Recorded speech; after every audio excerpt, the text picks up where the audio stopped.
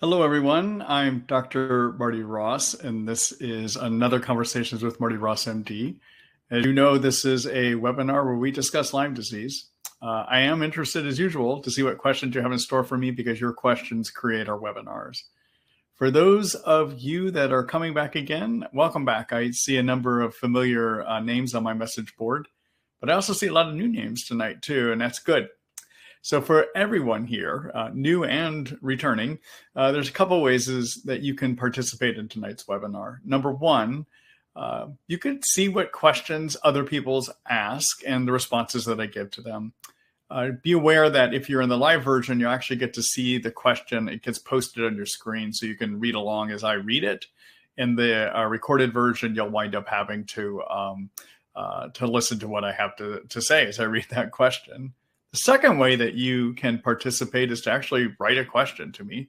The way you do that is there's a chat box at the bottom, and you can write your question to me there. The only thing I ask is that you keep it a shorter question. This format works better for shorter questions. If you happen to get into a whole life history and detailed history of your Lyme or your mold toxicity or whatever you want to discuss with me, it gets too complicated for this type of format. So keep it short. The other thing I suggest too is that you don't hit the enter key while you're writing your question until the whole question is done. If you try to use the enter key to create paragraphs, what it does is it sends separate questions my direction, which gets very complicated. As usual, I am creating a recording of tonight's webinar, and my hope is that this will be ready for you tomorrow morning, somewhere between 9 and 9:30 a.m. Central Standard Time, which is Austin, Texas time. That's if everything goes as planned this evening. I have to do a short edit and create a summary for you. This is our last webinar for a couple weeks. I'm going to take next week off. As usual, after doing about 3 of these in a row, I usually take a break. But keep your eye out tomorrow morning's email when I write about telling you that the recording is ready to be watched. I'll also give you some details about how you sign up for what will be our, I guess it'll be our October series of Ask Marty Ross MD or of Conversations with Marty Ross MD. So feel free to go ahead and sign up for the next series as they begin. Okay. And I think that's all the background information I need to give here. So let me go ahead and get started here.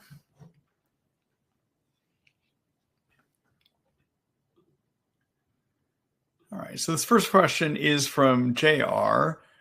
JR says, for the nerve pain, would drinking decaf green tea work as well as taking l-theanine? What about CBD oil, any specific brands? And have you seen ashwagandha help with nerves? My vision also gets blurry. All right, so let's kind of break this down. So green tea has a chemical in it called l-theanine, and I think that's why you're asking that first part of your question there. So the component of green tea, l-theanine, the l-theanine and the right amount can help with nerve pain. It also can help with sleep. And the dose range, if you're going to try to use it for sleep, is about 200 to 400 milligrams at night. To help with pain, nerve pain, you can take anywhere from 100 to 400 milligrams of it 3 times a day. The limiting factor on pain management, nerve pain management, is going to be whether it makes you sleepy in the daytime, okay? So L-theanine, what it does is this chemical that comes from green tea, and it's not caffeine, it's just a chemical found in green tea. What it does is it gets absorbed into the brain, and in the brain, part of it is converted into a chemical called GABA. And what that does is this GABA binds in the brain to what are known as GABA receptors, and GABA receptors help manage the nerve transmission of pain. They can actually dampen it down so it's just not as intense, okay? The other thing that L-theanine does in the brain is it decreases the electrical irritability of the nerves as well, too. So it has a calming influence. So I like using it for nerve pain. I like using it as one of the things you can take at nighttime for sleep. I also sometimes will use it in people that have a lot of ongoing anxiety as part of anxiety management. I'll have people take anywhere from a 1 to 200 milligram pills 3 times a day. Okay. All right. Now, the issue of having green tea is the amount of L-theanine that's in a pill is pulled from a lot of green tea. I'm doubtful you're going to get enough of it in drinking green tea. Okay. All right. So it's a concentration issue. All right. So in terms of your, let's see, you've got some other parts here. So I have not seen ashwagandha actually help with nerve pain before. Many of you may know ashwagandha is an herb that comes to us out of Ayurvedic medicine and Chinese medicine. And in those cultures, it's been used for centuries because it's been observed to give people increased energy, especially when they're under stress. What animal studies tell us is that they're very useful at increasing the function of your adrenal glands and your thyroid. And that may be how they actually help improve energy. Okay. All right. And then finally, CBD.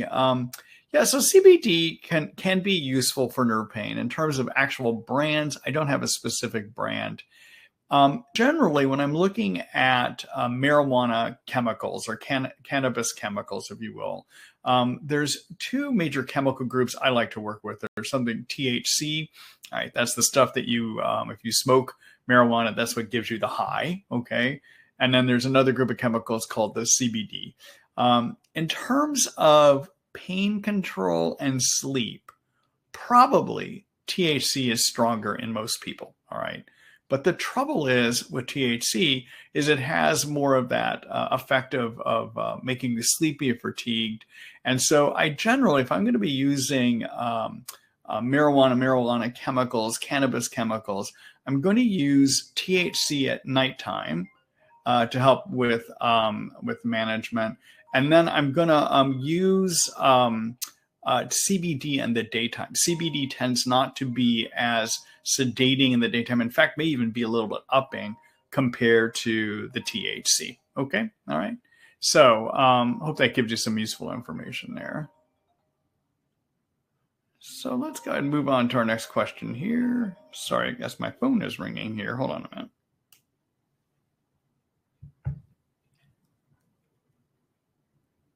All right. Good luck to you, JR.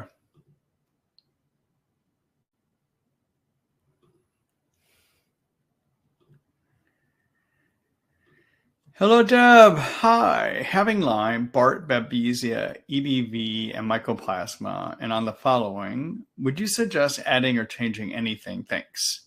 So you're having Lyme, Bart, Babesia, EBV, mycoplasma. Okay, so you're on cryptolepis, BLT, detox binder, vitamin C, collagen, Th1 support, methyl B complete, cytoquel, Virax 60, biodisrupt, and trifortify. All right. So, well, I might change some things, but it's because of a philosophy difference that I might be having with your Lyme literate healthcare provider. So I don't actually believe in treating EBV or mycoplasma. I know that may sound shocking, but let me explain why. So the problem, there's a group of infections that people with Lyme have that also occur in healthy people. And so just because you find some of these infections in Lyme and you find antibodies in them in Lyme,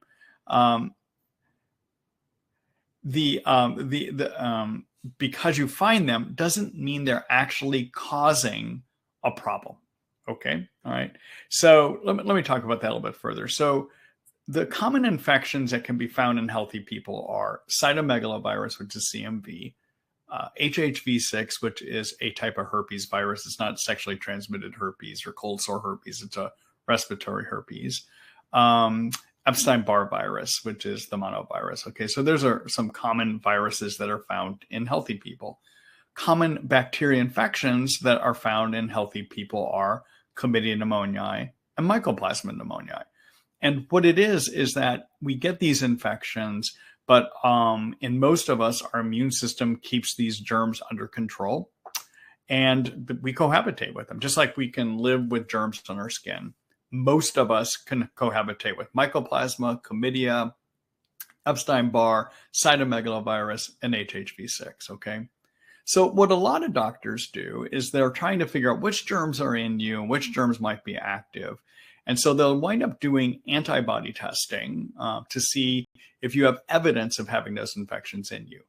And then they say that if there's elevations in those antibody levels that it must mean those germs are active and that you need to do something about it. And I disagree. I think that there are some situations where increased antibody levels actually mean your immune system is doing what it's supposed to, which is keeping those germs under control.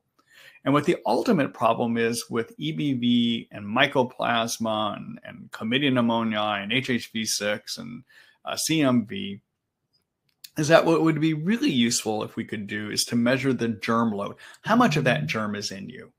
And if the germ load is elevated, that would suggest your immune system is losing the battle. It's not keeping those germs under control. And then they might be contributing to the overall symptoms that a person has, okay? The trouble is we don't have that kind of testing, all right? So in my practice, knowing that there's a lot of healthy people walking around out there with these infections, I don't even test for these infections because there's no evidence that says they actually cause problems in some with chronic Lyme. All right. Now, I know there's some of my colleagues that say, well, chronic Lyme suppresses the immune system and allows these germs to become active. That's not necessarily so. All right. And if that is so, then what the approach I like to use, let's just say that argument's true. My idea is you deal with the Lyme and the co-infections. You do everything you need to get those under control. And as you get those under control, your immune system will start working better to deal with the chronic viruses and to deal with mycoplasma and chlamydia if they're there. Okay? All right. All right. One other point I want to make. So your mycoplasma pneumoniae and your chlamydia pneumoniae are bacteria that live inside of your cells. All right. And Bartonella is a bacteria that lives inside of your cells. Lyme, one of the forms of Lyme, also lives inside of cells. It's an intracellular infection, all right? So Lyme has three forms. Many of you may know this. There's the spirochete, that's the corkscrew-looking thing that you see pictures of on the internet. There's also a microscopic cyst form of the germ. And then there's a form called the L form, which sheds its covering and moves inside of cells, all right? So that's intracellular. Now, whenever we build Lyme and Bartonella treatments, most of us are using agents that are going to treat intracellular infections. And so those same things that we're going to be using to treat Lyme and Bartonella that are intracellular are going to wind up probably taking care of chlamydia and mycoplasma if they're active too, okay? So the prescription antibiotics, that would be things like doxy, minocycline, rifampin, the macrolides like azithromycin and clarithromycin. All of those, if you're using them as part of your Lyme or your Bartonella treatment, they're also dealing with mycoplasma or chlamydia if they are active, okay? All right. So my approach to dealing with those chronic infections, I don't test for them to begin with. Now, if we're about a year or so into treatment and I am making no headway with the person, then I'm going to start looking to see, is there the possibility this person has gotten activated virus infections? And to see if there's evidence they even have viral infection or have a mycoplasma or chlamydia infection, then I might test their antibodies just to see do they have some evidence that they have those infections, okay? And so usually, so if they are not getting better treating bacteria for Lyme and Bartonella Babesia, we're about a year into treatment, I've made sure that they don't have too many mold toxins sitting in them, then I might start wondering, maybe they are a person that did get reactivated infections. And I might start looking for evidence then, okay? But I don't do it right away, basically, okay? All right, so to answer your question, so I don't have any idea whether I agree you should be treating EBV and mycoplasma because I don't know how long you've been treated for Lyme at this point, okay? But in terms of herbal antibiotics that can go after Lyme and Bartonella and Babesia, your cryptolepis is going to be good for Lyme, Bartonella, Babesia. The BLT, the components that are in, that's a research nutritionals formula, is going to be useful for Lyme and Bartonella, I believe, the last time I looked at what's in that. So you've got your big three germs, your Lyme, Bartonella, Babesia covered with that, okay? In terms of, I don't know what doses you're taking, but in terms of what you're taking there, I think that sounds fine. The other thing I like to do in my treatments is I like to lower the inflammation cytokines that are made by the immune system that get made in excess. Those cytokines are made by white blood cells when they see toxins or when they see infections in you. And they're good unless the immune system isn't doing a good job getting rid of the germs. And then sometimes the immune system will make too many cytokines, and it's too many cytokines that give you all the Lyme symptoms. Okay, so in my treatments, I like to do things to lower cytokines, and you're doing a couple of those here. So the Cytoquel is a formula that would help decrease the cytokines. The Trifortify, which is glutathione, is also going to help lower cytokines and helps with detox. So yeah, those are some components I would put into a treatment. I'm not sure if you need to be on a detox binder. The only people I put on binders are people that have Mold Toxicity illness. I don't find that everyone uniformly needs to be put on a binder, okay? So let me just do a quick screen share here. I want to show you the basic steps I think people should be on as part of their treatment, especially near the beginning of treatment, okay? So I'm going to do a screen share here.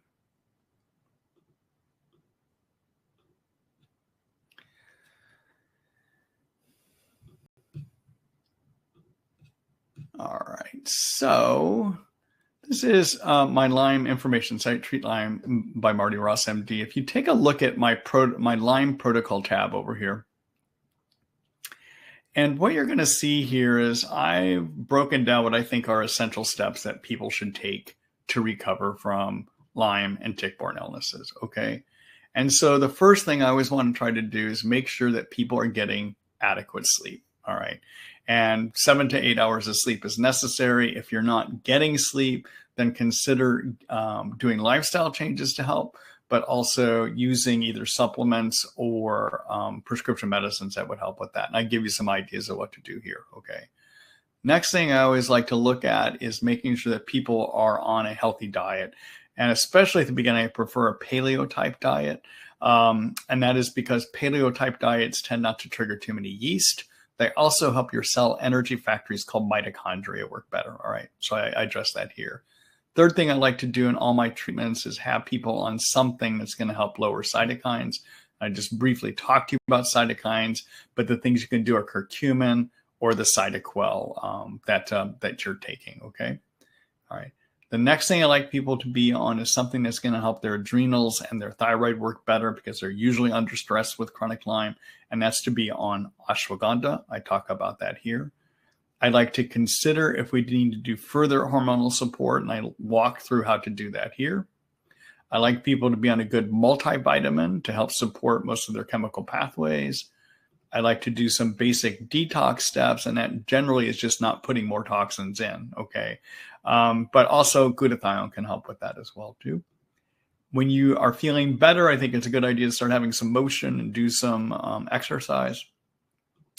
I don't put people on specific immune boosters because getting sleep, supporting your adrenal and thyroid glands with ashwagandha, and lowering cytokines is going to basically be your immune boosters. That's how you're going to boost your immune system, okay? I like getting yeast out in the intestines if there's too many. And then I like to treat the Lyme infections, and I like dealing with the co-infections as well too, okay? So if you were to walk through this whole protocol, you'll see what I think are the essential steps. And nowhere in here, and especially at the beginning, do I even think about looking for chronic viruses or mycoplasma or chlamydia, okay? All right. And then I have a section down here that says special considerations. And basically, I talk about one of the things I say is at a point, 6 months and beyond, if you're not getting better, there are some additional things to think about, okay? And one of those is chronic viral infections, okay? All right.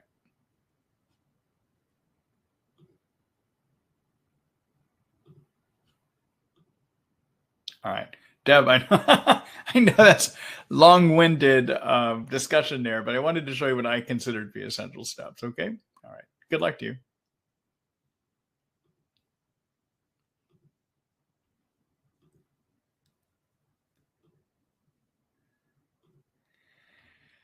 Hello, Kelly. Let's see. Good evening, Dr. Ross.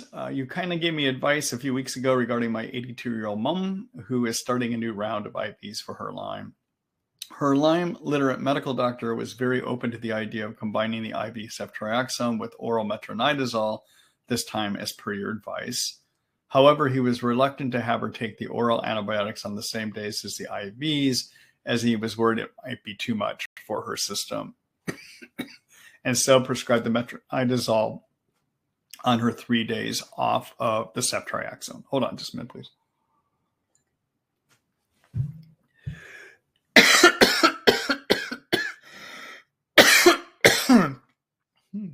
Oh boy. All right. Hopefully I'll be able to start talking here again here. Let's see. However, he was okay. He was worried it might be too much for her system, so prescribed the metronidazole on the 3 days off.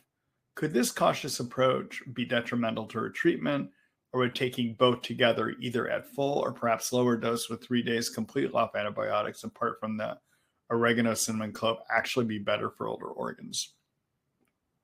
She trialed the metronidazole 400 milligrams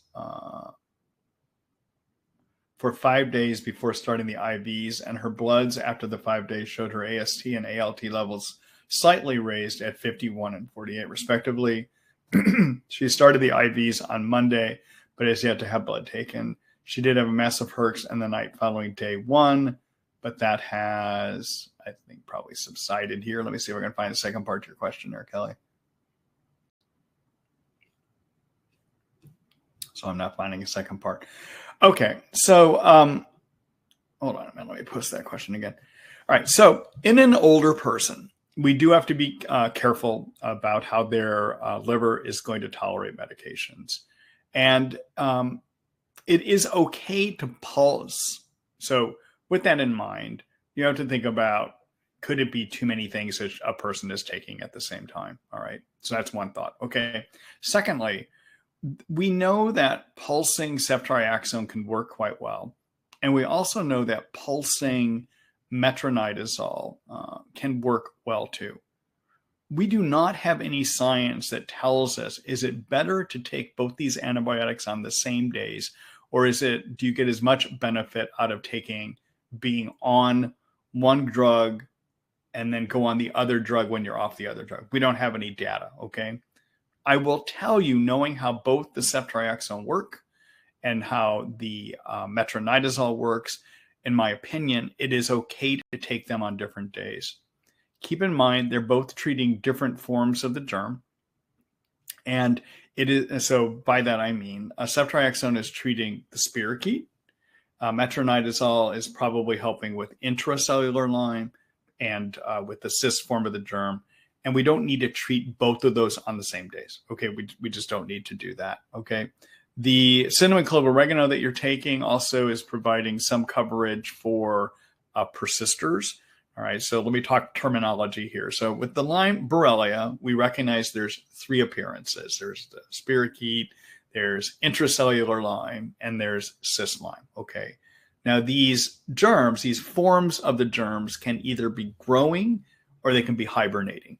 And we call those hibernators persisters. So a persister is not another way that the germ looks. It's actually a growth state, okay? And the oregano seems to do a good job of getting at those persisters, cinnamon clove oregano. And the cinnamon clove oregano also may help break up biofilm slime layers that cover the germs as well too, okay? All right.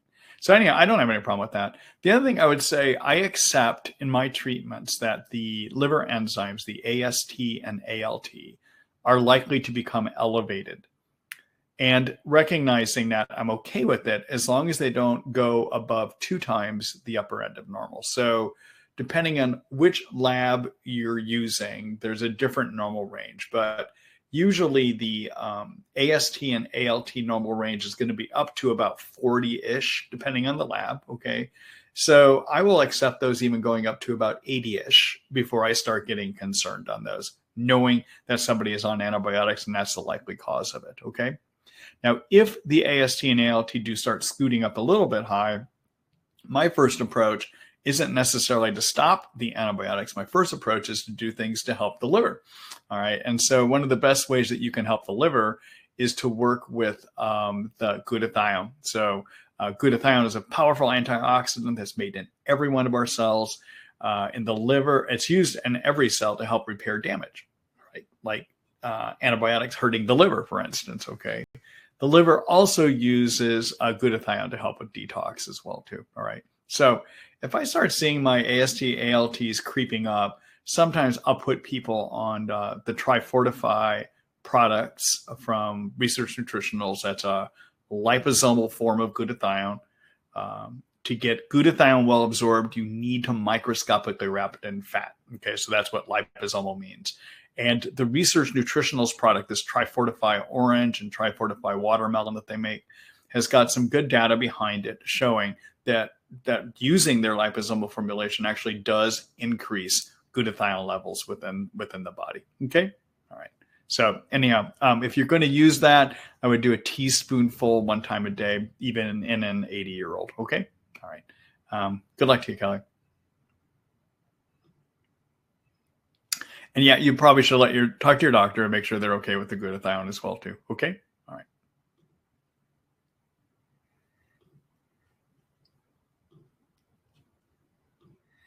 Hello, Doug. This is Dr. Ross. Last week, I asked you about my real-time test results. 4 categories showed great progress, while ochratoxins showed only slight improvement.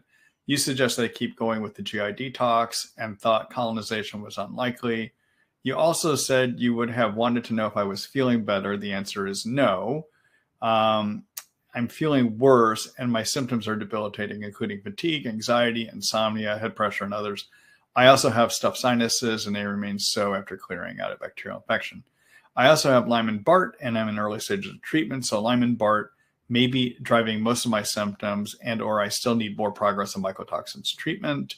Does any of this change your suggestions to keep going with the GI detox for now? Thank you so very much.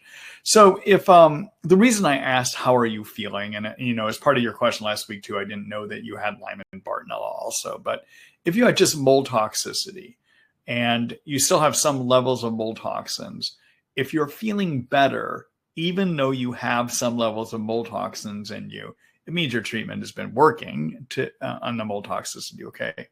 The trouble is if you have Lyme and Bartonella thrown in, I think you said Lyme and Bartonella here, but tick-borne infections thrown in, they also are going to give you a lot of the same symptoms that mold toxicity does. So if they're active, it's going to be very hard to tell what is going on with the mold toxicity in terms of symptoms, all right? But last week, when you showed me those test results, you had such a good decline in most of your toxin levels that one of the explanations I had for you why you still had ochratoxins is the binders that we use tend to be more attracted to certain toxins than others. And the ones that they're most attracted to are the ones that they're going to remove from your body first. And only after an adequate amount of those toxins that those binders are more attracted to have been removed, will they then be able to start focusing on the ones they're less attracted to. Okay, so it's not uncommon as you're treating some with mold toxin illness to see that some toxins come out and get back to normal quicker than other toxins. And that's what I was proposing with you. I'm doubtful that you're colonized as most of your toxins have come down. If they weren't all coming down, except for the one, I would start wondering about colonization, or I would start wondering about mold still in your environment, okay? So for those of you that wonder what the heck am I talking about here? So when you have mold toxicity, so there's 25% of all people that are at risk of developing mold toxin illness, and that's whether they have tick-borne illnesses or don't, okay? And with the issue, and the reason that 25% of people are prone is they have a genetic programming mistake, if you will call it that, that makes it so that when their white blood cells see a mold toxin that has gotten into the blood because you breathed it in from the environment, what's supposed to happen in 75% of us is what happens is our white blood cells, some of them will see that mold toxin in the bloodstream, they'll tag it, and other white blood cells will come in and break it down, all right? And that's good. So like me, I could walk into a cloud of mold toxins and never be bothered, because when I breathe in those mold toxins and they get into my bloodstream, my immune system would break them down. All right. But 25% of people, their immune system isn't programmed to do that. And so what happens is those mold toxins get in them. They don't get broken down. The liver then tries to transform them from a fat-soluble mold toxin into a water-soluble toxin, but the liver isn't able to do that either. And so basically they get moved from the liver as a fat-soluble toxin, not changed to water-soluble. And in a fat-soluble form, they get moved out into the intestines. And because they're fat soluble, they get reabsorbed right back into the bloodstream. And so you get this circulating pool. So the treatment is remove the pool. And that's what the binders do. So the binders are substances that in the intestines will grab hold of those mold toxins to pull them out. Okay. All right. Now, when somebody isn't getting better from mold detox, you have to start wondering one of two things. One, are you still being exposed in your environment? All right. So is your home clean? Is your work clean? All right. Or there's a small subset of people that when they have been in a moldy environment will have breathed in mold spores, not just the toxin, but mold spores that wind up colonized or living in the lining of your sinuses and in your intestines. And from there, they can produce mold toxins, all right? So you become your own toxin brew pub, all right? My point that I raised with you is that most people, in my experience, are not colonized. And that probably about 80 to 90% of the people I have treated for mold toxicity in my Lyme disease practice in Seattle, Washington, I never had to put them on anything that killed mold spores. Okay, now, if you are following some of the big names in mold toxicities, you'll run into the name Neil Nathan. You'll run into the name, oh boy, she's from Wisconsin. I'm blanking on her name right now. But anyhow, there's a couple people out there, and what they advocate is whenever you treat mold toxicity, you also put somebody right away on chemicals that are going to start killing for mold colonization, all right? Now, keep in mind that Dr. Nathan in particular attracts people that have failed treatment elsewhere. And so by the time people get to see him, because all the healthy ones have already been taken care of, what's left are the people that are not doing well. That group of people that sees him probably are large part colonized, okay? But in an average practice and for the average person, I don't think the majority of people are colonized, all right? All right. So anyhow, I hope that gives you some useful information. So no, I wouldn't make any changes to my recommendation from what I gave you last week, okay? And I would start focusing on that Lyme and your, I believe you said Bartonella here too, okay? All right. Good luck to you, Doug.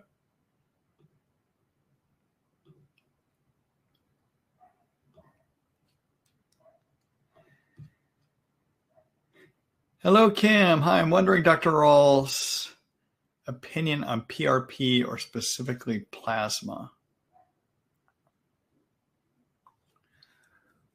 So first of all, I'm Dr. Ross, not Dr. Rawls. I'm not sure where Dr. Rawls came into this. So platelet-rich plasma is something that can be injected primarily into joints. It's used, it may be useful helping with repair of osteoarthritis or injury from wearing down cartilage in your joints, okay?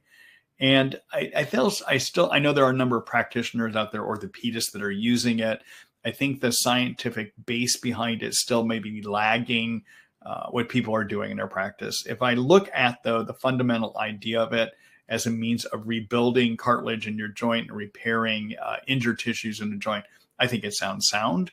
And I think it's okay to use PRP for joint repair in somebody that has chronic tick-borne infections, even while they're under treatment, or even in mold toxicity as well, too. Okay? All right. I'm not sure if that was your question, but that's the answer. All right. Good luck to you, Kim.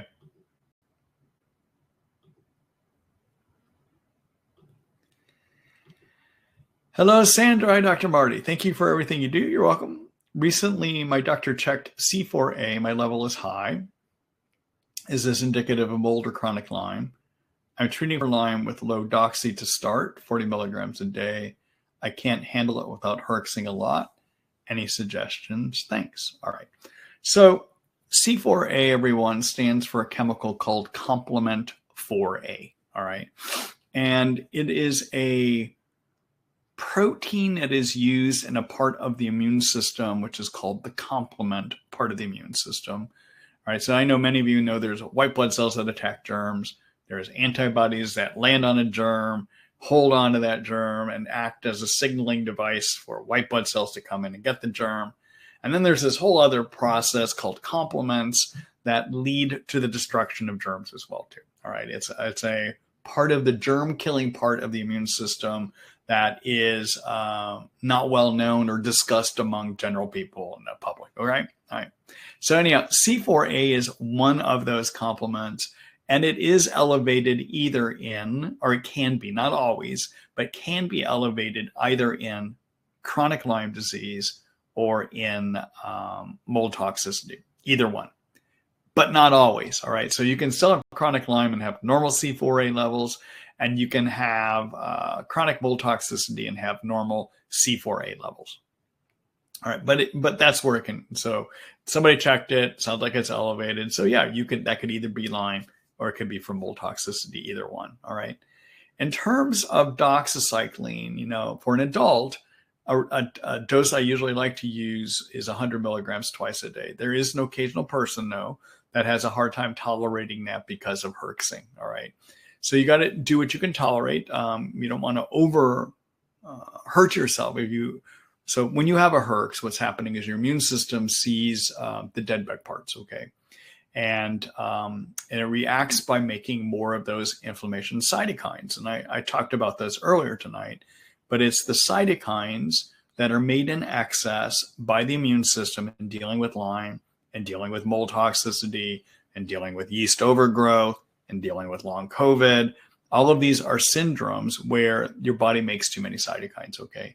And those too many cytokines give you fatigue, make it so you can't think, make you hurt all over, interfere with how your hormonal systems work, etc. All right. So most symptoms you have in tick-borne illnesses are related to excess cytokines.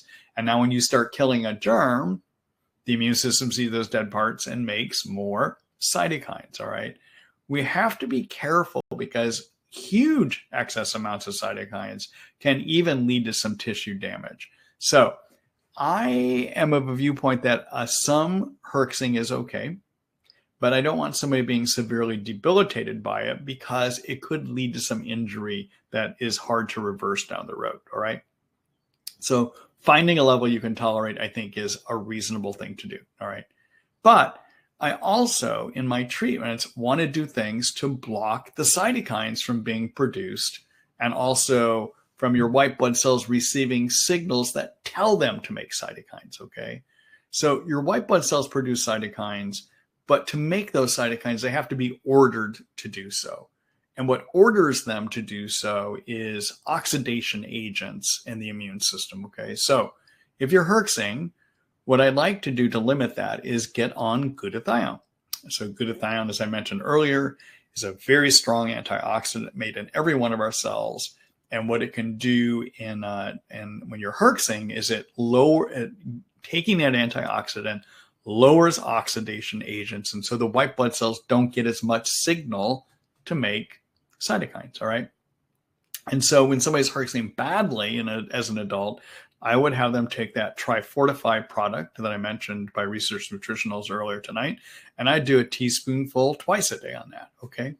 The second thing I would want to do is get on some herbs that are useful at getting inside white blood cells that are designed to block the factory production line for cytokines. And what I like using for that is a product made by Thorne called curcumin phytosome. Curcumin is a component of turmeric, actually. And it's in the curcumin phytosome by Thorne. It's microscopically wrapped in fat to increase absorption. Okay. And so curcumin gets inside white blood cells and limits the production line. All right. So you would take 500 milligrams 3 times a day. And if you're herxing really bad, I'll suggest to my patients they take 1,000 milligrams 3 times a day. So for my patients that are really having a hard time with herxing, I'm going to do 2 things. I'm going to use the curcumin phytosome up to 1,000 milligrams 3 times a day. That's 2 pills 3 times a day. And I'm also going to go ahead and have them do the liposomal glutathione, that Trifortify product that I was telling you about earlier, 1 teaspoon twice a day. Okay. And if you need to, limit how much you take so that you don't get overly hurt by excess cytokines. That's the doxycycline I'm talking about. All right. All right. So let me do a quick screen share here because I mentioned a couple products and I just want to show those to you.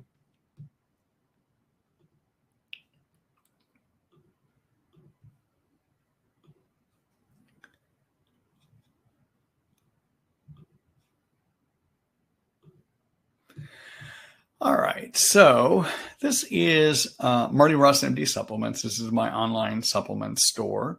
If you read about the recommendations I have on my Treat Lyme website or in tonight's webinar, and I talk about certain supplements, if you're wondering what products do I recommend, you could come here. So you could type l-theanine in my search bar, for instance. All right, and you can see the l-theanine products I have. So what I've tried to do here at Marty Ross MD Supplements is I've tried to curate the best products for people living with tick-borne illnesses. And I've tried to find products that have a track record of putting very good active ingredients in their product and not putting a bunch of other garbage in their product. Okay, so it's been interesting. There's a lot of studies that have been done on products at GNC and Target and places like that. The Attorney General in New York, for instance, went in and pulled a bunch of products off the shelves, and they did they did testing to make sure whether what the manufacturer said was in the product was in it, and that there wasn't other substances added. And it was pretty astounding. It was like 40% of the products didn't even have the active ingredients in them, and they had a bunch of other garbage thrown in. Okay, so you've got to worry when you're getting supplements that you're taking products that are known to put the right ingredients in, and that they're not putting a bunch of garbage in. Okay. And so these brands that I've chosen to work with here, I've researched and I've looked at them and I've curated them for you. All right. These are also products that I have success working with in my practice in Seattle, Washington. So I know they work. All right. Based on what I've seen clinically. Okay. So if you're looking for the Tri-Fortify product I mentioned, you would just type Tri. And here is the Tri-Fortify Orange. All right. It also comes in a watermelon flavor. That's this one right here. All right. So that's the glutathione product I've mentioned a couple times tonight. Okay. And then in terms of the curcumin phytosome by Thorne,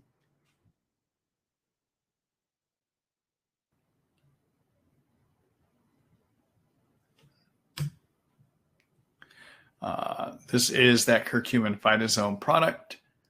And again, you can use up to 2 pills 3 times a day on this. Okay. All right.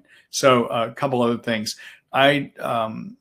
Feel free to order from me. The thing I try to do here at my store, in addition to curating good quality products, is I'm trying to limit the cost as best I can. So the manufacturers tell me I have to sell the products at a certain price, so I can't sell lower than that.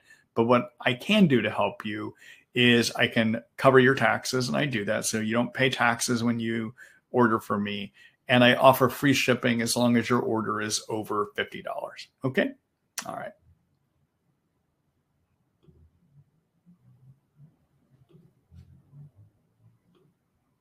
All right. Thanks for that question, Sandra. Good luck to you.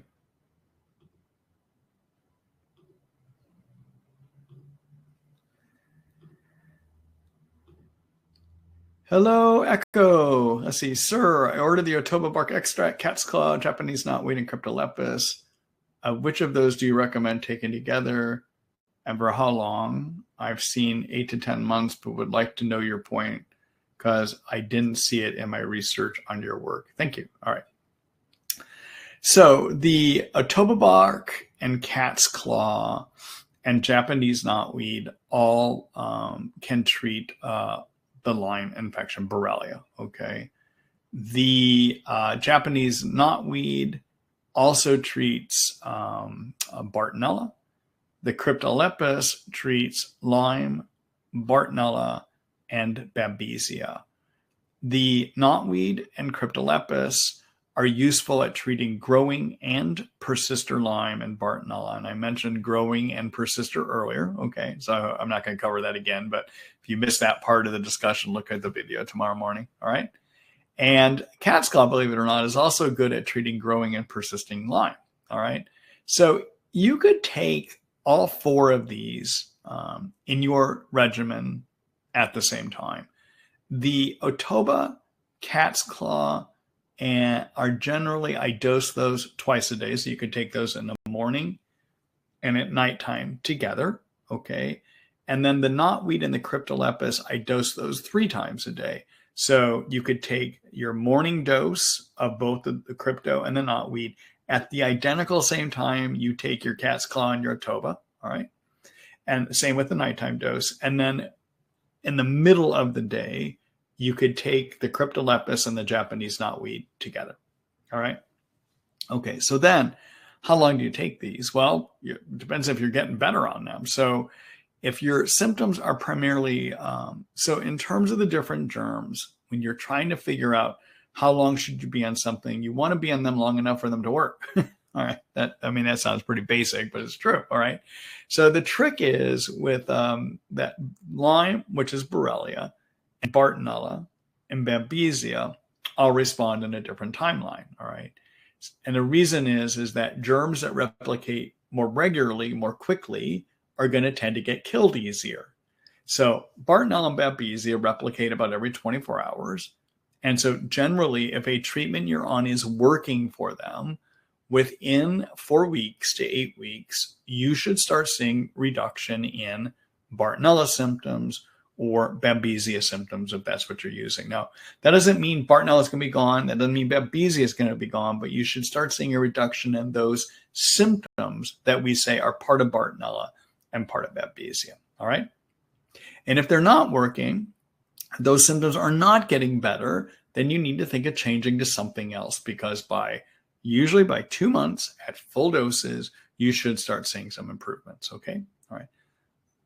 Borrelia, which is Lyme, is a little bit more complicated. And that is because Borrelia replicates about every 4 weeks, maybe even every 2 months. That means it grows more slowly, and therefore it's going to take longer to see improvements. All right. So Borrelia, there's been some studies done looking at how quickly do people turn around. And what the studies suggest is by 3 months, 30% started having some improvement. By 6 months, 60%. And by 9 months, 90% of people started having some improvement. All right. So for Borrelia, you sometimes just need to stay in it for a long period of time, even if you're not seeing any improvements in it. Okay. So how long to use these? At a minimum, if you've got Bartonella and Babesia, try to see if they're going to help you by at least 2 months. If they are, an average Bartonella length of treatment is 6 months. Or 4 to 6 months, and an average Babesia treatment is about 4 to 5 months. All right. For Borrelia, if things are working, treating Borrelia can sometimes take 1-2 years. All right. And as long as you're improving on those herbs, I've had people stay on a protocol for 1 year to 2 years as well, too. Okay. Without making changes in it. All right. All right. I hope that answered your question. Good luck to you.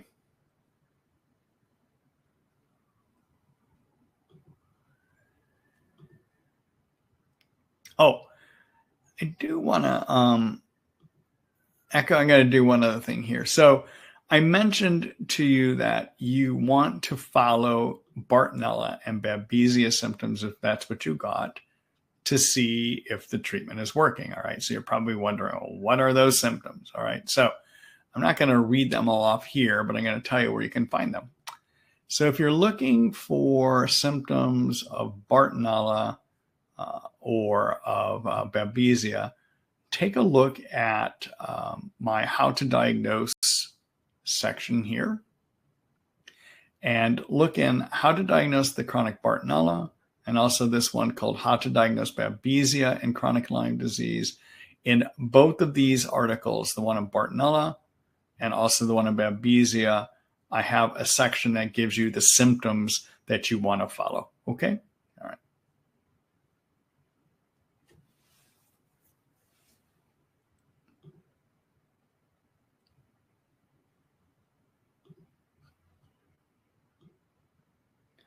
All right. Good luck to you.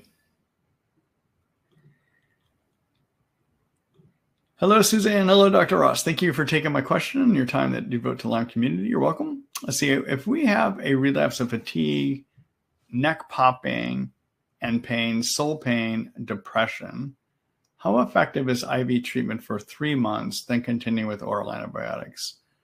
Which antibiotics or parasitic medication have you heard of that would work to get a jump on the infection? So,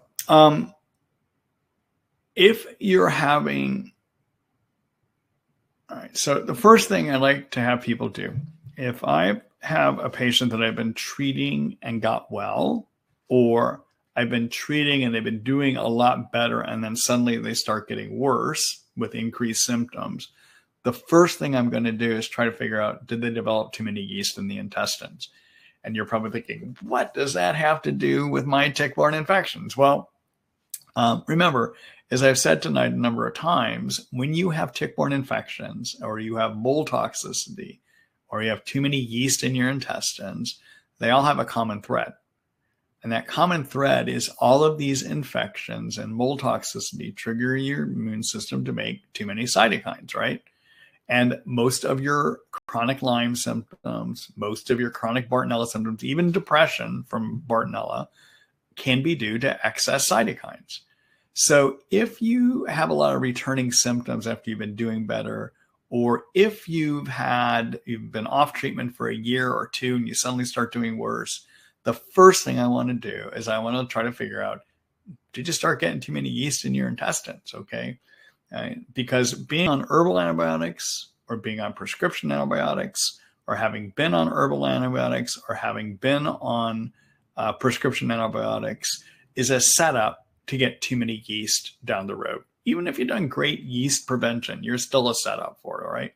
So the way you figure out if you might have too many yeast is you look at a few questions, all right? And here's the questions. 1, have you had increased sugar cravings? 2, before you had your big decline, did you start eating a lot of sugar? In other words, did you feed your yeast, and is that why things got worse? 3, did you have a bunch of antibiotics before your decline? Because antibiotics make it easier for yeast to move in. 4, are you having increased gasiness and bloating? 5, if you're a woman, do you have a lot of vaginal itching or vaginal discharge? And then number 6, is, have you had a recent increase in pimples or acne or skin rashes? And the relationship with skin rashes and intestinal yeast overgrowth is that intestinal yeast overgrowth triggers those yeast in the intestines release a lot of excess toxins. And those toxins get into your bloodstream and interact with your skin and leading to more pimples, acne, and eczema, basically, all right? So if you say yes to a number of those questions, I'm going to treat you for intestinal yeast for about a month before I even start thinking about what I should do next, okay? All right. Second point, if you don't have yeast and you had gotten better at one time and suddenly things are going worse, we know that you will respond to a certain treatment. So if you have been off treatment for a while and you start declining and you found oral regimen that got you well, I usually have my patients go back to that oral regimen. We have a roadmap already. We know what will work for you, okay? So just because IV antibiotics may be stronger, they're only about 5% stronger actually, does not mean they're going to work in you. So if you have a track record of something that did get you well and you've been off of it for a while, go back and do it again. That's usually what I'll wind up doing in my practice. Okay. All right. I think more and more of us in the world of Lyme disease have moved away from using IV antibiotics. They carry a lot of risk, and that is you're going to have an IV line left in place. That IV line can get infected, giving you bloodborne infection, sepsis maybe, okay? And even those, the tips of those IV lines can have blood clots form on them. The risk of something happening over a 6-month period of time is about 15 to 20%, meaning about 15 to 20% of people that have a PICC line and an IV line left in to give IV antibiotics are going to have it removed, either because they got a bacteria infection in their blood through that line or because they got a blood clot. All right. So those are pretty big risk. And then overall in my practice, what I see is oral antibiotics are going to work to get a person well about 85 to 90% of the time. And IV antibiotics are going to work to get a person well about 90 to 95% of the time. In other words, it's about a 5% difference. It's not that big of a difference to go to IV. So I tend not to go IV. I tend to go oral. And so I hope I'm giving you some ideas to consider instead of doing IV. Number one, treat for yeast, make sure it's not yeast. Okay. Number two, if you had an oral regimen that got you well, you stopped it, now things are going backwards again, I would choose that over IV antibiotics any day because you already have a roadmap of what's going to work for you. Okay. All right. I hope that answer gives you enough information to consider. All right. Good luck.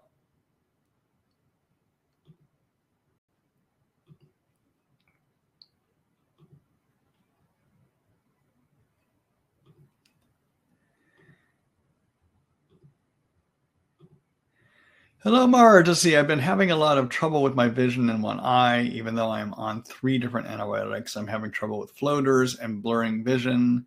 Does this mean the antibiotics are not working?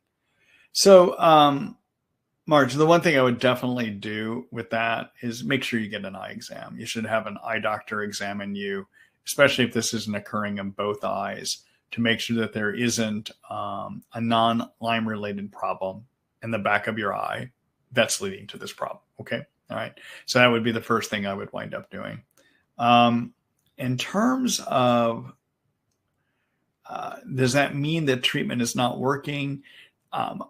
Again, get your eyes examined. But if it's if the eye doctor looks at you and they can't find an ophthalmic, an eye reason for this happening, then it means that, yeah, probably is coming from your tick-borne infections. To determine if your treatment's working, I would need to know what other tick-borne infection symptoms you have, and I would want to look overall at what's happening with your symptoms. So not all Lyme symptoms improve at the same rate. So let's say your fatigue and your body pain's getting better and your brain is starting to function better, you're thinking better, but your vision is still remaining a problem. That doesn't mean the treatment's not working. It just may mean that is the symptom complex is going to take a little bit longer to get better. Okay. All right. I hope that gives you some things to think about there. Good luck to you.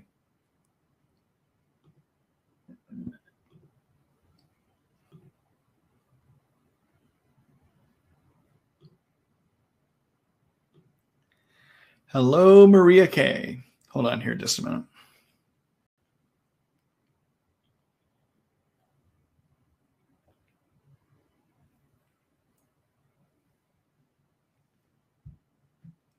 Let's see. My daughter is 12 and has had joint pain and body weakness and fatigue and brain fog. All her blood work are normal with no autoimmune markers. After 2 years of seeing 15 different doctors testing her for Lyme, her doctor wanted her to do a provocation protocol with first week teasel root, second week artemisinin SOD, and the third week HH2. I'm not sure what you mean by HH2. Unless you mean hydrogen peroxide, but I can't tell from what that means. She is going to school, so I'm a little afraid she might have herxing. What do you think about this approach? Also going to do the IGenics. I just really wanted my kid to be able to do some activity like sports. She can't do any activity, and as soon as she gets sugar, she gets in pain. Thank you so much for all you do. I really, I think, like these webinars. You're welcome. All right. So, I'm going to say something. There's part of this that I'm going to say that you didn't ask, okay, but you said something that makes me wonder. So in what you just said here, you said that she gets worse when she has sugar. She gets more pain, okay? So I'm going to suggest that with your doctor, you look into whether she's got too many yeast in her intestines. And I don't mean to sound like a broken record on yeast, but people that have yeast overgrowth can have syndromes that look just like Lyme disease. So keep in mind, as I said earlier tonight, if you have too many yeast in your intestines, or if you have excess mold toxins in you, or if you have Borrelia, or you have Babesia, Bartonella, there's a common thread to all these infections, and that is they all lead the immune system to make too many cytokines, okay? And it's the too many cytokines that give you most of the symptoms that people have. So let me give you a story. There is a patient I saw in my practice in Seattle, maybe about 4 or 5 years ago now. She came to me from having lived in Indiana, and in Indiana had a history, I believe, of a tick bite and I think even a bullseye rash. I mean, she had enough stuff saying Lyme that based on her symptoms, we wondered if she might have Lyme. Okay. And that's why she came to see me. However, when she came in, I was just looking at her. She's, I think, in her mid-20s, and she was just loaded with acne. I mean, just loaded with it, all right? Now, it's true when younger women, more in their teens and especially early 20s, are going through hormonal changes, they might get pimples and acne from that. But she was at a point in her life where she should not be having that much pimples and acne, okay? And as I mentioned earlier tonight, one symptom that makes you think of too many yeast in the intestines is increased skin rashes or pimples and acne, all right? So seeing all those pimples and acne, I started asking her a bunch of questions, and sure enough, she had a lot of yeast symptoms, okay?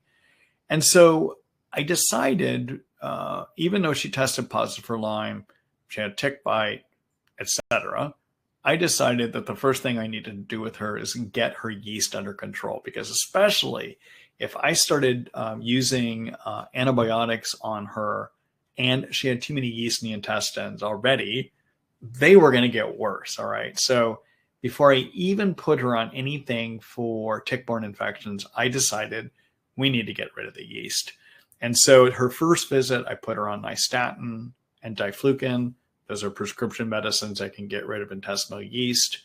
I put her on some, I think, herbs to help with sleep. I put her on some herbs to help lower cytokines like that curcumin phytosome. I put her on ashwagandha to help her adrenals and thyroid work better, okay? And then we put her on some things to start killing yeast. By the time she came back to see me 30 days later, she was about 90% back to normal, 90%, all right? And as I talked with her more, I decided she still had some symptoms of intestinal yeast. And so we wound up treating an additional month, and we got her 100% well. Now, the reason I want you to know this is I never treated Lyme in her at all, even though she had tick bite, even though she had a bullseye rash, because it is possible that our immune systems can deal with the Lyme. Not everybody that gets a tick bite that gets transmitted Borrelia gets Lyme disease. Our immune systems can deal with it, okay? And in her situation, it wasn't Lyme that was giving her symptoms. It was yeast overgrowth in her intestines. So they can look the same, all right? So this story that you just said about your daughter getting worse with sugar, especially worse pain, I'm wondering because yeast, if you have sugar, it feeds your yeast. And often people with yeast overgrowth will get a lot worse when they have sugar, all right? So anyhow, consider that, okay? All right. So when you're testing for Lyme disease, my preferred lab to use, they're the best lab, they're the most expensive, but it is IGeneX. And if you've had testing done elsewhere, to be honest with you, you haven't had testing until you've had IGeneX testing done. That's just my opinion, but I've used a lot of other methods of testing for Lyme, and they just are not as good as the IGeneX method, okay? So at this point in time, the leading method that IGeneX has is a test called an immunoblot. And what is done with an immunoblot is we basically produce in the laboratory proteins that are found on 8 different strains of Lyme germs, all right?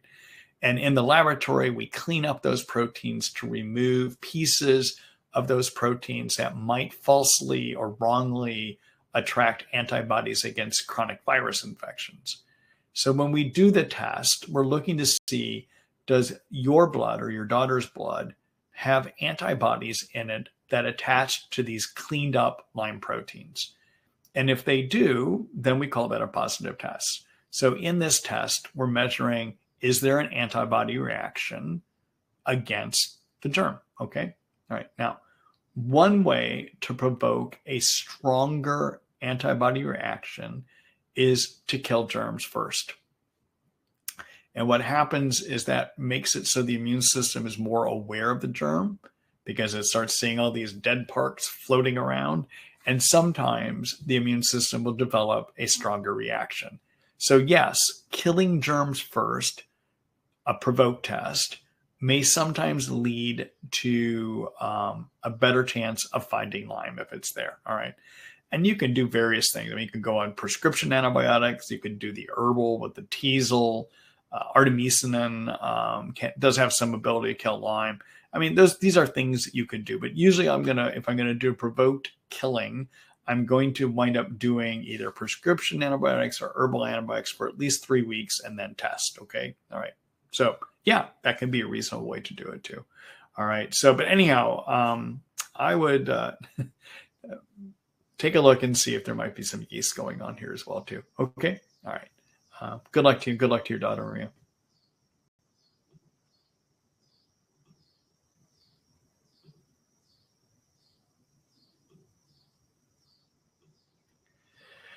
Hello, Lisa. Hello, Dr. Ross. I'm a physician in Maryland, just starting to treat Lyme and co-infections.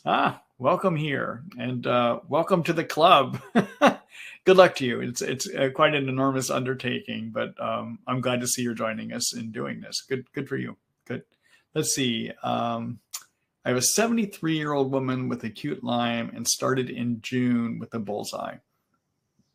Between urgent care and her PCP, she was treated with 4 weeks at 100 milligrams twice a day of doxy.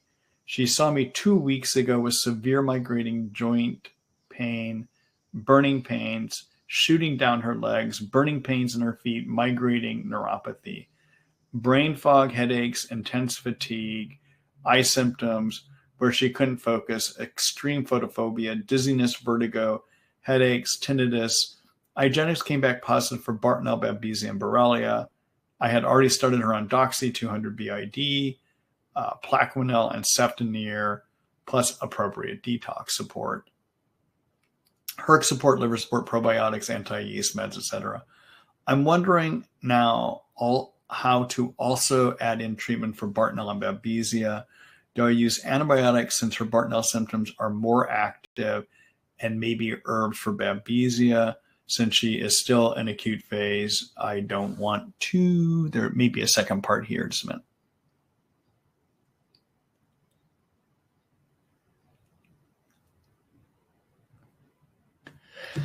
I don't see a second part here.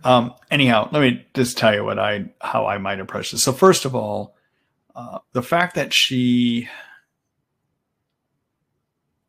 Okay, so I want to make a point here, and you're probably aware of this, but I'm making this for everyone else participating here too. All right, so when you have a bullseye rash or after a tick bite, you acutely get Lyme symptoms, the recommendation for ILADs and the recommendation I follow is at least 6 weeks of doxycycline initially. All right, so they shortchanged her. She didn't get enough doxycycline up front.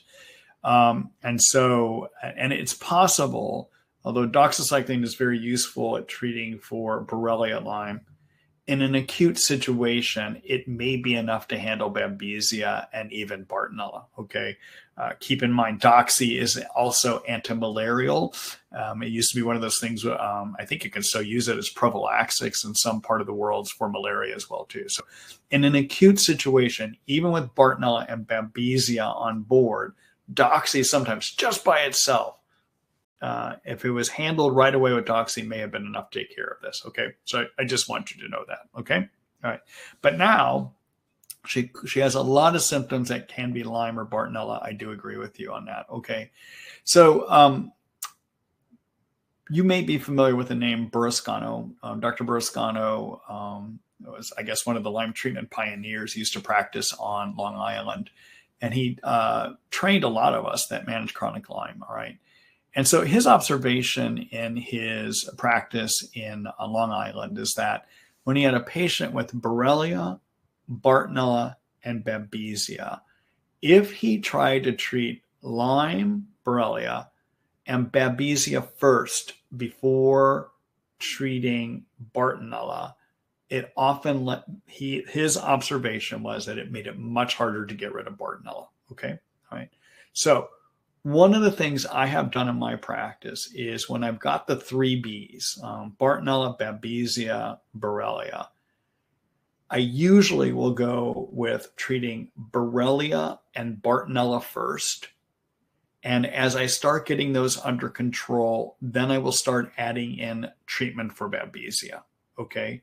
And that's just based upon Burrascano's observation that it's harder to get rid of Bartonella if you don't get it somewhat under control first before you start going after Babesia. Okay. Now, I have to admit to you, I break that rule sometimes. There are sometimes when somebody comes in acutely that all of their symptoms are screaming Babesia with a little Bartonella and some Lyme. And I'm usually in those situations going to go Babesia and Lyme first. But in this situation, especially since her symptoms scream more Bartonella than they do Babesia, and based on Burrascano's observation and based on what I saw in my practice, I would focus initially here for at least a couple months at trying to get some of those Bartonella symptoms turned around before you start adding in treatment for Babesia. Okay, that's what I would have done in my practice or would do in my practice. Okay, all right. So then it looks like right now you've got her on Doxy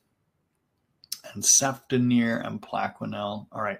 So the idea that you're doing here, so Doxy treats Borrelia, both spirochete and intracellular. And the way it works is it gets inside of those germ forms and blocks protein production. All right. The Ceftriaxone is useful at treating spirochete Lyme so Lyme outside of cells. And it works by basically preventing the germ from being able to repair its covering when it gets damaged. All right. The Plaquenil is kind of a conflicted drug as far as I'm concerned.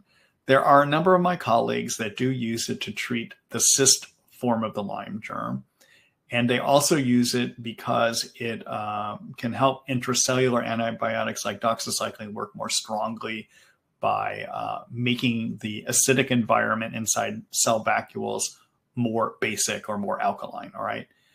There are some studies, however, that show that Plaquenil may increase cyst formation as well, too. All right. So generally, I want to let you know, I don't use it as an anti-cyst agent. And generally, I don't use it in my treatments at all. Also, keep in mind that the doxycycline is going to go after spirochetes. So I'm not sure that you actually need to be on Ceftriaxone. All right. So here's what I'm trying to do. I'm trying to make room so it's going to be easier for you to go after the Bartonella too. All right. So what you might consider doing for that Bartonella and for Lyme at the same time is to stay on that doxycycline and consider adding in diflucan. I know this is going to sound crazy. Just hear me out on this, okay? So diflucan is an azole, right? And we all know that one of our main anti-cyst agents that we can use for Lyme is metronidazole and tinidazole. Well, fluconazole is also an azole and likely goes after the cyst form of the Lyme germ too, all right? So you've got Doxy working on spirochete. You've got Doxy going after intracellular Lyme. And then fluconazole would pick up the cyst form of the germ. All right. And what I'm talking about at this point is growing Lyme. I'm not even getting into persister hibernating. I'm just talking the growing forms. Okay. All right. Johns Hopkins University a few years ago, maybe about 3 or 4 years ago now, published some studies looking at what are some good agents to use to treat growing and persister Bartonella. And these were laboratory experiments. And what they chose to do is they took an agent from each major drug family. So they took doxycycline for the tetracyclines. They took azithromycin as a macrolide. And then they took for the azoles, they used clotrimazole. Now, you know, and I know clotrimazole is useful as a topical yeast cream or for vaginal yeast infections, but you can't get it in an oral form. But it did, on the Hopkins experiments for Bartonella, it did a great job of killing growing and persister Bartonella. All right. So we looked at those studies about 1.5 years ago. And over the last 1.5 years, I started adding in fluconazole into my Bartonella treatments and just saw some really great results.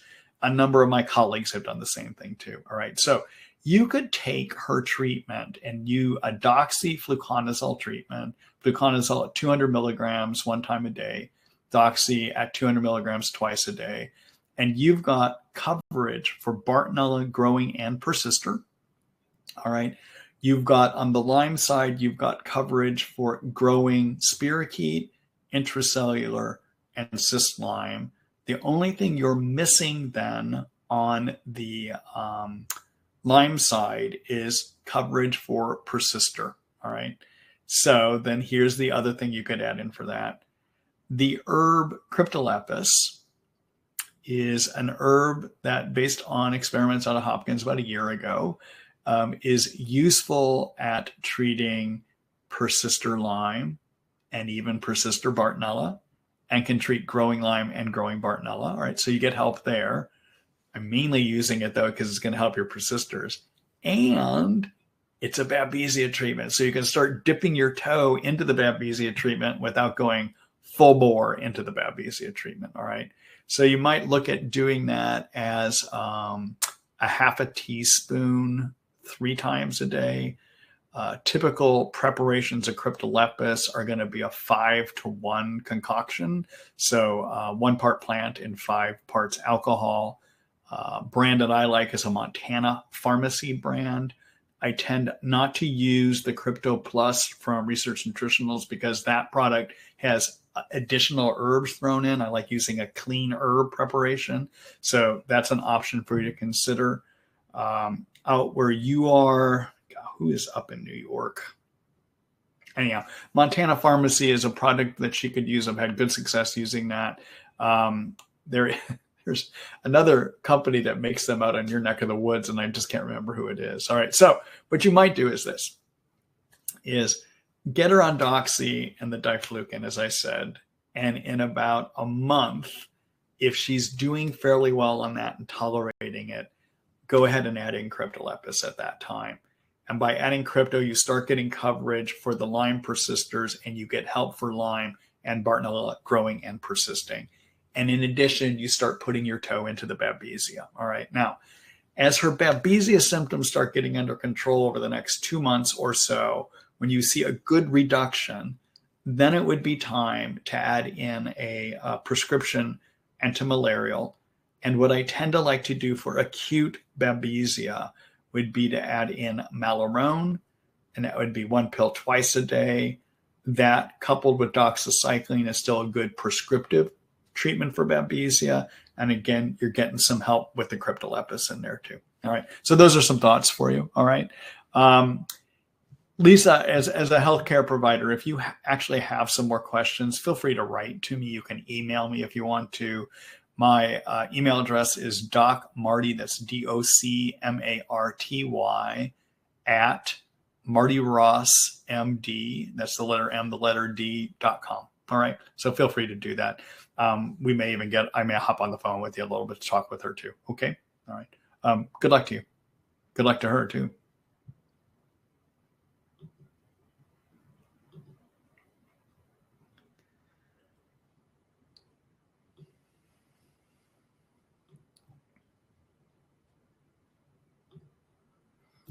Hello, Jolene. Let's see. I recently took the Vibrant Tick-Borne Illness test and tested positive for Lyme and babesiosis.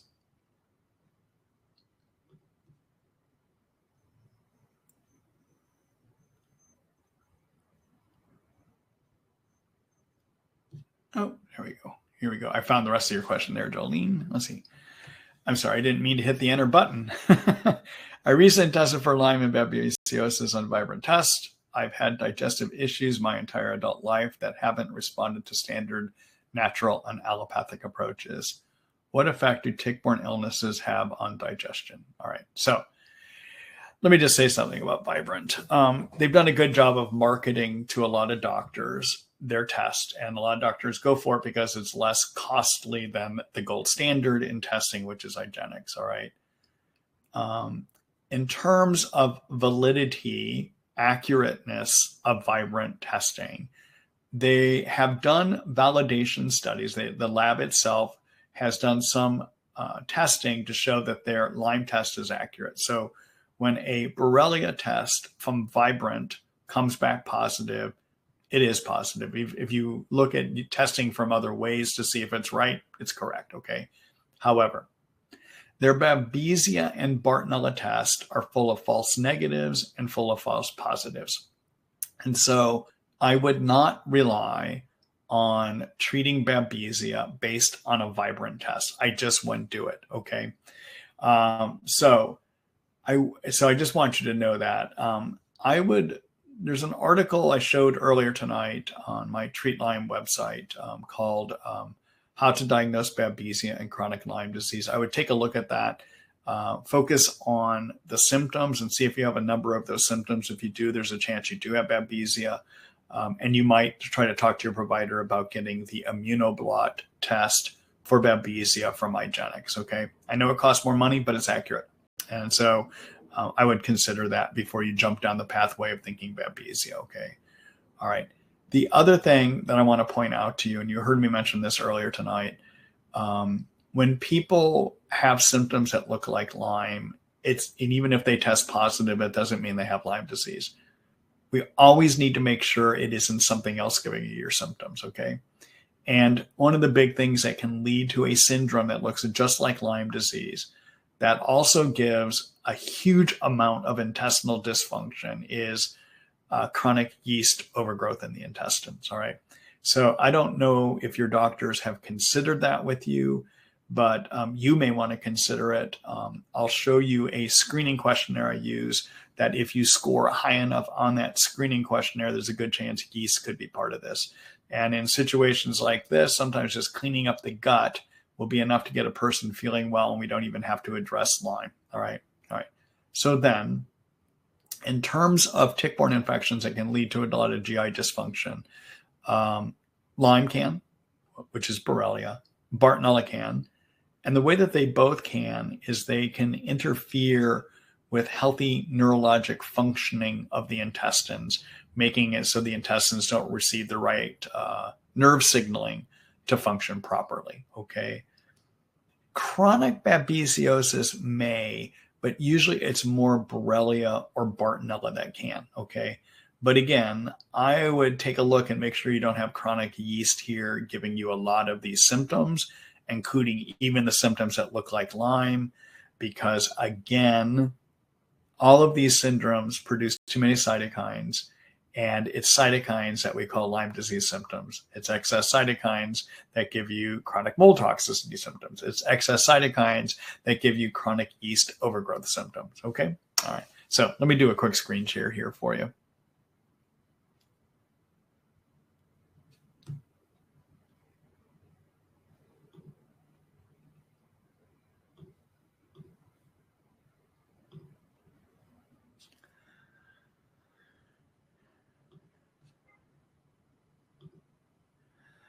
All right, so take a look. I have a whole section in my Lyme disease treatment guide on yeast.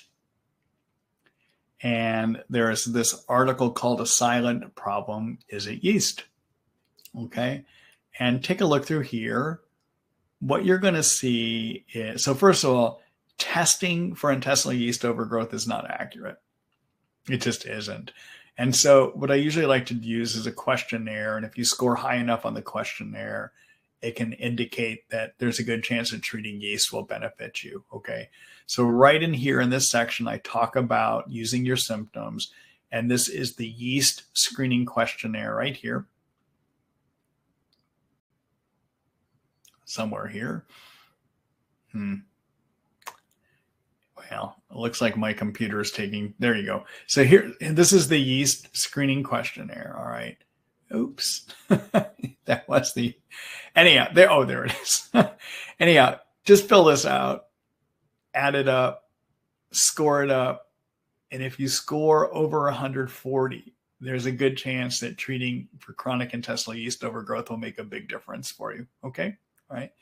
All right. And then if you're looking for how do you treat chronic yeast, take a look at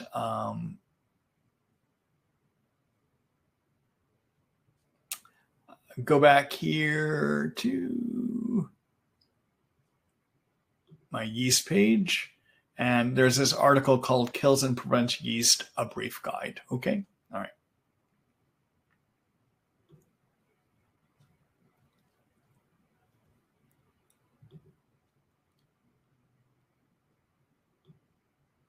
All right. Good luck to you, Jolene.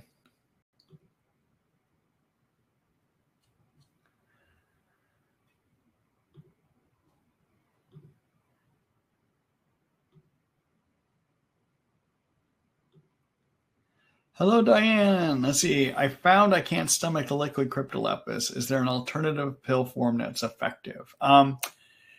So I don't know. To be honest with you, I don't have experience using pills for cryptolepis. I have experience using the liquid tincture. You may the person that has written a lot about cryptolepis in terms of dosing and various pill forms that you can get is Dr. or it's not Dr. but Stephen Buhner has written a number of books on using herbs in the management of tick-borne infections. You may want to look at his resources. He used to have a website. The trouble is he died earlier this year, and I think they've taken down his website. But you can find dosing information in his various books. Let's see here. Yeah, one of them here. Yeah. So you could find this on Amazon, I'm sure. But this is his book called Natural Treatments for Co-infections, Anaplasma, Babesia, and Ehrlichia. And just take a look, see what he's recommending in terms of sources for pill forms of cryptolepis. Okay.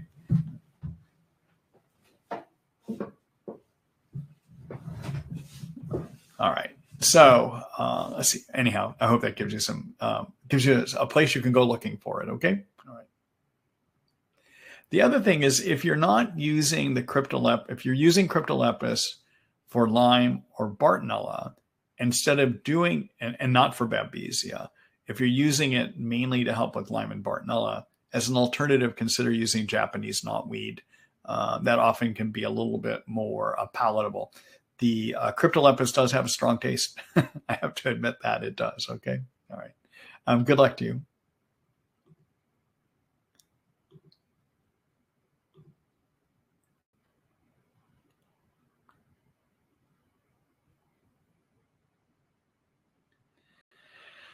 All right, everyone. Listen, I want to just show you one thing here real quick. Do a screen share.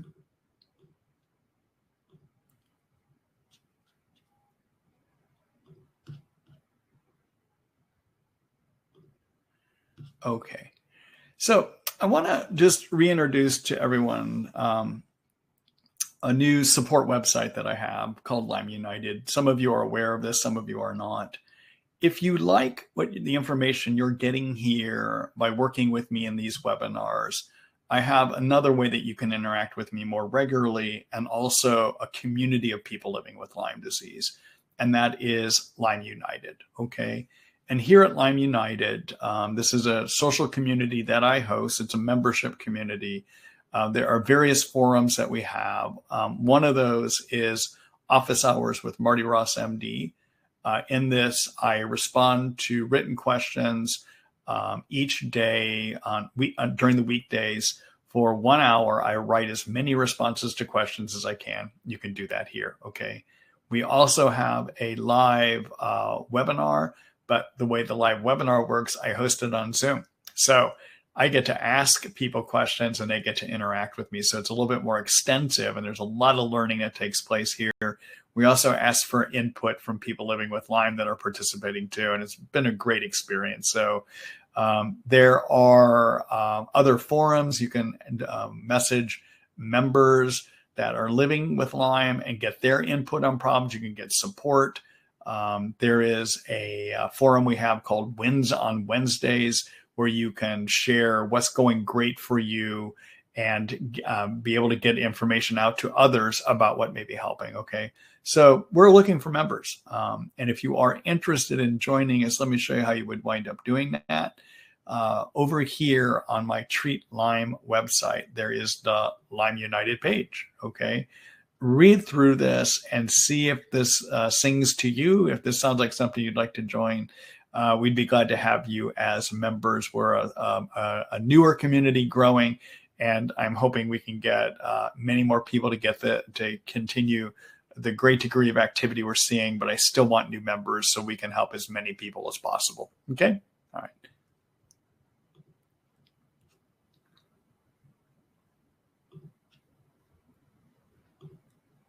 All right. So anyhow, that's it for me for tonight, everyone. So I will be off next week. And then I'm back with you hopefully the week after. A week from tomorrow, I actually get shoulder surgery done. I developed a bunch of bone spurs taking out my shoulder joint, just making it hard for me to move it these days. So hopefully they're going to be able to fix that. So I do want some time to recover, but I should be back with you in 2 weeks. We'll see how that goes. Okay. All right. So keep your eye out on your email tomorrow morning. Somewhere between 9:30 a.m. Central Standard Time, I should have a summary written and the video for tonight edited, and we'll be able to get that out to you. And also in that email will be links that you can use to sign up for next week's or 2 weeks from now webinar. All right. All right. Good night, everyone. Have a good evening.